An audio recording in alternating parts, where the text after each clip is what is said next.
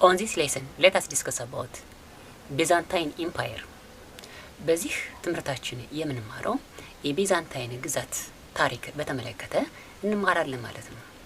ስለዚህ አብራችሁ ቆዩ እስከ መጨረሻው።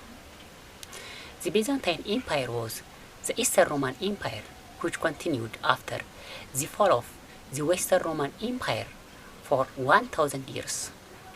የቢዛንታይን ኤምፓየር ብለን የምንጠራው የምስራቁን የሮማ ግዛት አካባቢ ነው። የምስራቁ የሮማ ግዛት የምዕራቡ የሮማ ግዛት ከወደቀ በኋላ ለ1000 ዓመታት ያህል ስልጣኔውን የቀጠለ ነበር። The capital of the Byzantine Empire was Constantinople. Later, Constantinople was named by Istanbul by Ottoman Turks. የቢዛንታይን ግዛት ዋና ከተማ ኮንስታንቲኖፕል ትባላለች። ኮንስታንቲኖፕል በኋላ ኦቶማኖች ኢስታንቡል በማለት ሰይመዋታል። The official language of the Byzantine Empire was Greek. የዚህ የምስራቁ የሮማ ግዛት ወይንም የቢዛንታይን ግዛት የአስተዳደርና የተለያዩ የመግባቢያ ቋንቋዎች ግሪከኛ ነበር። The Orthodox Church was officially separated from the Roman Catholic Church in 1054 AD. ኦርቶዶክስና ካቶሊክ ቤተክርስቲያን የተለያዩት በዚህ ወቅት ነበር። ጊዜውም በ1054 ዓመተ ምህረት ነበር። ኦርቶዶክስ became the national church of the Byzantine Empire and supported the emperor. ኦርቶዶክስ ለዚህ ለምስራቁ የሮማ ግዛት ወይንም ለቢዛንታይን ኤምፓየር ብሔራዊ ሃይማኖት ነበር። The economy of Byzantine Empire was depend on agriculture, trade and crafts.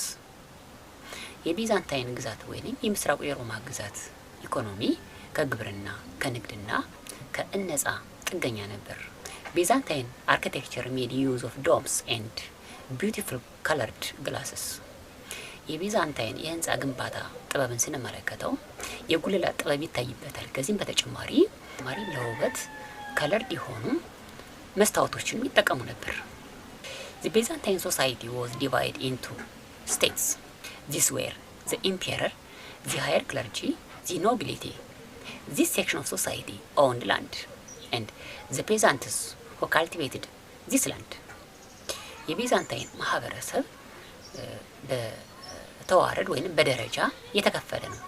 ይህም አጼዎቹ፣ ከፍተኛ ስልጣን ያላቸው ካህናት፣ እንዲሁም መኳንንቱ፣ መሳፍንቱ መሬትን ጠቅልለው የያዙ ናቸው። የቀረው አብዛኛው አርሶ አደሩ ይሄንን ባለስልጣናት የተያዘን መሬት እያረሰ የሚኖር ነበር። The Byzantine Empire was the highest of its territory and power under Emperor Justinian. Emperor Justinian ruled from 527 up to 565 AD. የቢዛንታይን ግዛት በኢኮኖሚም በግዛትም እጅግ ከፍተኛ ደረጃ ላይ የደረሰችው አጼ ጁስቲኒያን ሲያስተዳድር ነበር። አጼ ጁስቲኒያን ከ527 እስከ 565 የገዛ ነበር። The Seljuk Turks who began military occupation in Asia Minor in 1040 AD challenged the Byzantine Empire. ሰልጅክ ትርኮች በዚህ በኤዥያ ማይነር አካባቢ በ1040 ነበር ግዛትን በጉልበት መያዝ የጀመሩት። በዚህም እነዚህ ሰልጅክ ትርኮች ለቢዛንታይን ኤምፓየር ተግዳሮት ነበሩ። This event was followed by the Crusades that began in 1090s. ይህ የሰልጅክ ትርኮች የግዛት መስፋፋትና የቢዛንታይን ኤምፓየር ሁነቶች ሂደው የመስቀል ጦርነትን አምጥተዋል።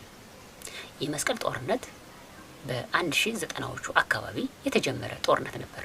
The Crusades waged wars of Christian Europe against Seljuk Turks to liberate Christian Holy Land, Jerusalem.